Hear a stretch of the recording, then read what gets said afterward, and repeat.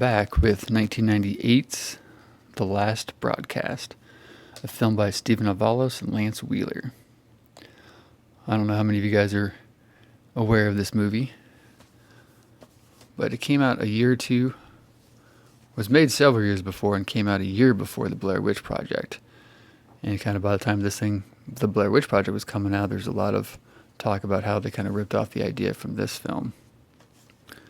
I think this movie is quite underrated. I enjoy it quite a bit for what it is. This is a 1999 release from Wavelength. I actually just watched this movie again last night, but I watched it on Amazon Prime. I didn't watch it on VHS. And to tell you the truth, it looked really good on Amazon Prime. It actually looked even better than the DVD version of it. So, pretty much the same premise as Blair Witch, except obviously this came first. These characters go out to the Pine Barrens to look for the Jersey Devil, and 3 out of 4 of them end up disappearing. They leave behind a bunch of VHS tapes, and you go through it trying to discover what actually happened. This was the first film that was ever shot completely digitally, and when actually it showed in theaters, they installed like old ass pre-Sony, pre-whatever DVD projector or digital projectors to show it. So it's actually the first film shown in cinemas digitally. So for us film lovers out there, we'll have to blame these guys for it.